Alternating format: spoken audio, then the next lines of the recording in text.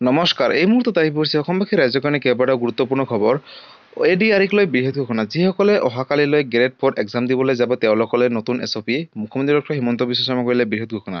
আৰু দুৰ্গা পূজাক লৈ আহি গ'ল ইতিমধ্যে নতুন এছঅপি। সবিশেষ জানিব এইটো ভিডিঅ'ৰ মাধ্যমত। আৰু লাখ লাখ পৰিয়ালৰ বেংকত সোমাব হাজাৰ হাজাৰকৈ টকা। কিন্তু এই টকা কোনে কোনে লাভ কৰিব, কিহৰ বাবে লাভ কৰিব, সবিশেষ জানিব এইটো ভিডিঅ'ৰ মাধ্যমত। আৰু ৰেচন কাৰ্ডক লৈ মুখ্যমন্ত্ৰী ডক্টৰ হিমন্ত বিশ্ব শৰ্মা কৰিলে বৃহৎ ঘোষণা। যিসকলে নতুনকৈ ৰেচন কাৰ্ড আবেদন কৰিব তেওঁলোকৰ বাবে ডাঙৰ আপডেট। গতিকে ভিডিঅ'টো সম্পূৰ্ণকৈ চাওক আৰু ভালদৰে ষ্টেপ বাই ষ্টেপ সকলোখিনি কথা বুজি লওক। তো বলক ভিডিঅ'টো আৰম্ভ কৰোঁ। আজিৰ প্ৰথমটো খবৰ হৈছে এডিআৰইক লৈ, অৰ্থাৎ যিসকল পৰীক্ষাৰ্থীয়ে অহাকালি গ্ৰেড 4 এক্সাম দিবলৈ যাব তেওঁলোকলৈ চৰকাৰে নতুন এছঅপি আনিলে। পৰীক্ষাৰ্থীসকলে পৰীক্ষা দিয়াৰ আগতে এই এছঅপিখিনি চোৱাটো উচিত বা জনাটো উচিত। পোনপ্ৰথমতে আপোনালোকে চাই লওক কি এছঅপি চৰকাৰে নতুনকৈ নিৰ্দেশ দিছে। পোনপ্ৰথমতে এই আপডেটখিনি চাই লওক। কাইলৈ এডিআৰইৰ পৰীক্ষা সন্দৰ্ভত 12টাকৈ ডাঙৰ নিৰ্দেশ জাৰি কৰিছে। কাইলৈ অনুষ্ঠিত হ'ব এডিআৰইৰ তৃতীয় আৰু চতুৰ্থ বৰ্গৰ পৰীক্ষা। আৰু পৰীক্ষা অনুষ্ঠিত কৰাক লৈ আহিছে কেইবাটাও ডাঙৰ নিৰ্দেশনা জাৰি কৰিছে। পৰীক্ষাৰ্থীৰ তালাচীৰ সন্দৰ্ভত জাৰি কৰা হৈছে নিৰ্দেশনা। গতিকে কি নীতি নিৰ্দেশনা থাকিব তালাচীৰ ক্ষেত্ৰত, সবিশেষ পোনপ্ৰথমতে ইয়াতে চাই লওক। পুৰুষ আৰু মহিলা পৰীক্ষাৰ্থীৰ তালাচীৰ বাবে পৃথককৈ থাকিব পুৰুষ আৰু মহিলা আৰক্ষী। তালাচীত নিযুক্ত সকলোকে প্ৰশিক্ষণ দিয়া হৈছে প্ৰশিক্ষণ। আৰু পৰীক্ষাৰ্থীৰ মৰ্যাদা আৰু সন্মান হানি হোৱা কোনো কাৰ্য কৰিব নোৱাৰিব তালাচীৰ নামত। পৰীক্ষাৰ্থীসকলে তেওঁলোকৰ পকেট খালী কৰি সকলো সামগ্ৰী নিৰ্ধাৰিত স্থানত পৰিদৰ্শনৰ বাবে দিব লাগিব জমা। মহিলা প্ৰাৰ্থীৰ তালাচী অংগনবাড়ী কৰ্মী বা আশা কৰ্মীৰ উপস্থিত মহিলা কনষ্টেবল কৰিব বুলি ইতিমধ্যে ঘোষণা কৰিলে। তালাচীৰ সময়ত সন্দেহ উপজিলে পৰীক্ষাৰ্থীক টুপি, জোতা, চেণ্ডেল, গহনা আদি খুলিবলৈ নিৰ্দেশ দিব পাৰে বুলিও ঘোষণা কৰিছে। অনুমতি নথকা সামগ্ৰী পালে জব্দ কৰা হ'ব বুলিও ইতিমধ্যে ঘোষণা কৰিলে। কোনো ইলেক্ট্ৰনিক ডিভাইচ বা অসৎ উপায় অৱলম্বন কৰা সামগ্ৰী নিলে গ্ৰহণ কৰিব বিহিত ব্যৱস্থা বুলিও ঘোষণা কৰিছে। নিষিদ্ধ সামগ্ৰী জব্দ হ'লে প্ৰাৰ্থীৰ বিৰুদ্ধে আইনী ব্যৱস্থা লোৱা হ'ব বুলিও ঘোষণা কৰিলে। আৰু মহিলাৰ তালাচীৰ ক্ষেত্ৰত চিচিটিভি ৰেকৰ্ডিং নিষিদ্ধ হ'ব বুলিও ইতিমধ্যে ঘোষণা কৰিছে। তালাচীৰ বাবে সন্মত নোহোৱা মহিলাক পৰীক্ষাৰ্থীৰ বাবে পৃথক ৰুমৰ ব্যৱস্থা গ্ৰহণ কৰিব বুলি ইতিমধ্যে চৰকাৰে ঘোষণা কৰিছে। অৰ্থাৎ যিসকলে অহাকালিলৈ গ্ৰেড 4 গ্ৰেড 3 এক্সাম দিবলৈ যাব তেওঁলোকলৈ চৰকাৰে এই নীতি নিয়মখিনি নতুনকৈ এছঅপি কৰি দিলে। গতিকে আপোনালোকে সকলো পৰীক্ষাৰ্থীৰ মাজতে এই ভিডিঅ'টো শ্বেয়াৰ কৰক, কাৰণ পৰীক্ষা দিয়াৰ আগতে এইখিনি সকলোৱে জনাটো উচিত বা চোৱাটো উচিত। আৰু আজিৰ পৰৱৰ্তী খবৰটো হৈছে কৃষকসকলৰ বাবে, অৰ্থাৎ PM কিষাণ যোজনাক লৈ। লাখ লাখ কৃষকৰ বেংক একাউণ্টত সোমাব হাজাৰ হাজাৰকৈ টকা। অৰ্থাৎ 18তম কিস্তিৰ ধনৰ তাৰিখ ইতিমধ্যে কেন্দ্ৰীয় চৰকাৰে ঘোষণা কৰিলে। এই টকা কোনে কোনে লাভ কৰিব, কি কৰিব লাগিব, কেতিয়া লাভ কৰিব, সবিশেষ পোনপ্ৰথমে আপডেটটো চাই লওক। 5 অক্টোবৰ তাৰিখে লাভ কৰিব PM কিষাণ সন্মান নিধি যোজনাৰ 18তম কিস্তিৰ ধন। শীঘ্ৰেই কৰক এই কাম, অন্যথা বঞ্চিত থাকিব PM কিষাণ সন্মান নিধি যোজনাৰ 18তম কিস্তিৰ পৰা। PM কিষাণ সন্মান নিধি যোজনাৰ 18তম কিস্তিৰ ধনক লৈ ইতিমধ্যে কেন্দ্ৰীয় চৰকাৰে দিলে ভাল খবৰ। দুৰ্গা পূজাৰ সময়তে লাভ কৰিব PM কিষাণ যোজনাৰ ধন। 5 অক্টোবৰত 18তম কিস্তিৰ ধন সোমাব কৃষকসকল একাউণ্টত পোনপটীয়াকৈ। ইতিমধ্যে কৃষকৰ একাউণ্টত সোমাইছে 17তম কিস্তিৰ ধন, ইতিমধ্যে ঘোষণা কৰিলে। হিতাধিকাৰীসকলৰ একাউণ্টত পোনপটীয়াকৈ সোমাব এই ধন DBTৰ মাধ্যমত। আৰু ধন মোকলাই দিয়াৰ পূৰ্বে আপডেট কৰক আপোনাৰ একাউণ্টসমূহ, অন্যথা আপুনি নাপাব কৃষক সন্মান নিধিৰ 18তম কিস্তিৰ ধন। আগন্তুক কিস্তিৰ ধন পাবলৈ আপোনালোকে কৰিব লাগিব EKYC কৰাটো বাধ্যতামূলক। PM কিষাণ এপৰ জৰিয়তে আপোনালোকে কৰিব পাৰিব EKYC, নহ'লে আপোনালোকে অনলাইনতো কৰিব পাৰিব EKYC। অনলাইনৰ মাধ্যমতো EKYC সম্পূৰ্ণ কৰিব পাৰিব। আৰু তাৰ বাবে আপোনালোকে যাব লাগিব CSC চেণ্টাৰত গৈও কৰিব পাৰিব নতুনকৈ EKYC সমূহ। আৰু EKYC সম্পূৰ্ণ কৰিবলৈ আহ্বান কৰিছে চৰকাৰে। কেন্দ্ৰীয় চৰকাৰৰ তৰফৰ পৰা সকলো কৃষকসকলক আহ্বান জনাইছে যে 18তম কিস্তিৰ ধন অৰ্থাৎ অহা 5 অক্টোবৰ তাৰিখে দিব। কিন্তু এই 5 অক্টোবৰ তাৰিখে দিয়াৰ আগতে কৃষকসকলক নিজৰ EKYC সমূহ কমপ্লিট কৰিব কৈছে। আৰু যাৰ যাৰ বেংক একাউণ্টৰ লগত আধাৰ কাৰ্ড লিংক নাই তেওঁলোকক আধাৰ কাৰ্ডৰ লগত বেংক একাউণ্ট লিংক কৰিব কৈছে। আৰু যিসকলৰ লেণ্ড ছেডিংটো নহৈছে তেওঁলোকক মাটিৰ জমাবন্দীটো আপডেট দিবলৈ কৈছে, কাৰণ হাতত মাত্ৰ কেইটামান দিনহে আছে। অৰ্থাৎ 5 অক্টোবৰ তাৰিখে লাভ কৰিব PM কিষাণ যোজনাৰ 18তম কিস্তিৰ ধন।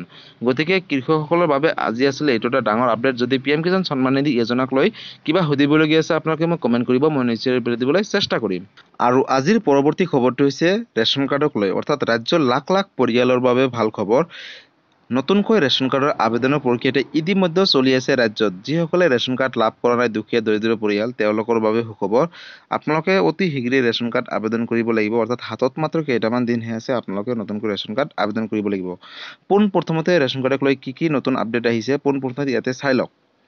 চলি আছে আবেদন। ৰেচন কাৰ্ড নাই যদি শীঘ্ৰেই কৰক এইকেইটা কাম। দৰিদ্ৰ সীমাৰেখাৰ তলত বাস কৰা প্ৰতিটো পৰিয়ালে লাভ কৰিব নতুনকৈ ৰেচন কাৰ্ড। 19,92,166 গৰাকীলৈ ৰেচন কাৰ্ডৰ সুবিধা প্ৰদান কৰিব ৰাজ্য চৰকাৰে। আবেদনকাৰী পৰিয়াল বাৰ্ষিক আয় হ'ব লাগিব 4 লাখ টকাতকৈ কম। আৰু চৰকাৰী চাকৰিয়াল নথকা পৰিয়ালে লাভ কৰিব নতুনকৈ ৰেচন কাৰ্ড ঘোষণা কৰিলে। বিনামূলীয়াই ৰেচনৰ লগতে লাভ কৰিব বিনামূলীয়া বীমা সেৱা। আৰু ৰেচন কাৰ্ড থকা প্ৰতিটো পৰিয়ালৰ মহিলাই পাব অৰুণোদয় আঁচনিৰ সুবিধা। চৰকাৰে ঘোষণা কৰিছে 15 অক্টোবৰৰ ভিতৰত দাখিল কৰিব লাগিব আবেদনৰ পত্ৰৰ কামসমূহ। আৰু আবেদনৰ বাবে বাধ্যতামূলক হ'ব আধাৰ কাৰ্ড। যদি আধাৰ কাৰ্ড আছে তেনেহ'লে আপোনালোকে নতুনকৈ ৰেচন কাৰ্ড আবেদন কৰিব। ৰেচন কাৰ্ডৰ আবেদনৰ বাবে প্ৰয়োজন কি নথিপত্ৰ হ'ব, পোনপ্ৰথমে চাই লওক। Aadhaar card, voter card, bank account সবিশেষ থাকিলে আপোনালোকে আবেদন কৰিব পাৰিব নতুনকৈ ৰেচন কাৰ্ড। পৰিয়ালৰ সকলো সদস্যৰ ফটো, ঠিকনাৰ প্ৰমাণপত্ৰ লাগিব। আৰু লগতে ক'ৰ পৰা সংগ্ৰহ কৰিব আবেদনৰ পত্ৰ, পোনপ্ৰথমতে আপডেটটো চাই লওক। pds.assam.government.in পৰ্টেলত উপলব্ধ হ'ব আবেদনৰ পত্ৰ। আৰু সংশ্লিষ্ট জিলা, মহকুমাৰ খাদ্য, ৰাজহুৱা বিতৰণ আৰু গ্ৰাহক পৰিক্ৰমা বিভাগৰ কাৰ্যালয়ত লাভ কৰিব। ফৰ্ম সবিশেষ জানিবলৈ যোগাযোগ কৰক 180034536111 নম্বৰত। বন্ধু-বান্ধৱীসকল, যদি আপোনালোকে নতুনকৈ ৰেচন কাৰ্ড আবেদন কৰে তেনেহ'লে আপোনালোকে অনলাইনৰ মাধ্যমত ফৰ্ম C ডাউনলোড কৰিব পাৰিব বা যিকোনো কম্পিউটাৰ দোকানৰ পৰা ফৰ্ম C খন সংগ্ৰহ কৰিব পাৰিব। আৰু তাৰপিছত আপোনালোকে সেই ফৰ্ম C খন ফিল-আপ কৰি নিৰ্দিষ্ট সময়ৰ আগতে, অৰ্থাৎ 15 অক্টোবৰ তাৰিখৰ আগতে আপোনালোকে আপোনালোকৰ নিৰ্ধাৰিত জিলা উপায়ুক্ত কাৰ্যালয়ত বা আপোনালোকে নিজৰ ওচৰ চুবুৰীয়া সুলভ মূল্যৰ দোকানীৰ সৈতে যোগাযোগ কৰি বা ব্লকৰ লগত যোগাযোগ কৰি আপোনালোকে জমা দিব লাগিব সেই ফৰ্মখন। আৰু আপোনালোকৰ যিখিনি নথিপত্ৰ বিচৰা হৈছে সেই নথিপত্ৰখিনি দিব, কাৰণ হাতত মাত্ৰ কেইটামান দিনহে আছে। অৰ্থাৎ 15 অক্টোবৰ তাৰিখৰ আগতে আপোনালোকে ৰেচন কাৰ্ড আবেদন কৰিব লাগিব। যিসকল দুখীয়া দৰিদ্ৰ পৰিয়াল আছে তেওঁলোকৰ বাবে সুখবৰ। আৰু ৰেচন কাৰ্ডক লৈ এইটো এটা ডাঙৰ আপডেট আছিলে।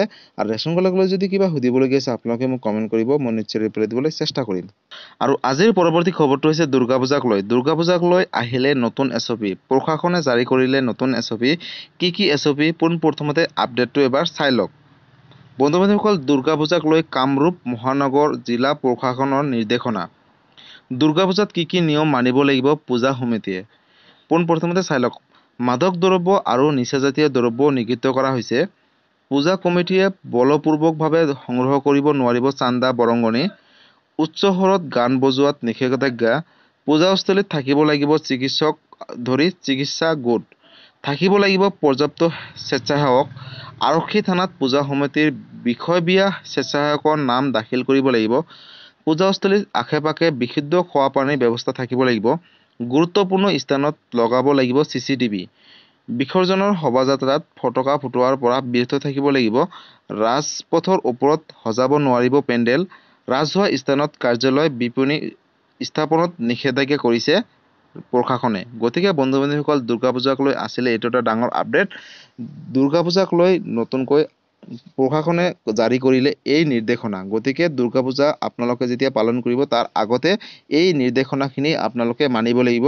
য'তে ত'তে আপোনালোকে গাড়ী মটৰ পাৰ্কিং কৰিব নোৱাৰিব আৰু পূজাস্থলীত ফটকা ফুটাব নোৱাৰিব। লগতে আপোনালোকে মাদক দ্ৰব্য, নিচাজাতীয় দ্ৰব্য নিষিদ্ধ কৰিছে। আৰু যিসকল পূজাস্থলীত কমিটি গঠন কৰিব সকলোৰে ID কাৰ্ড এখন লাগিব বুলি ইতিমধ্যে ঘোষণা কৰিছে।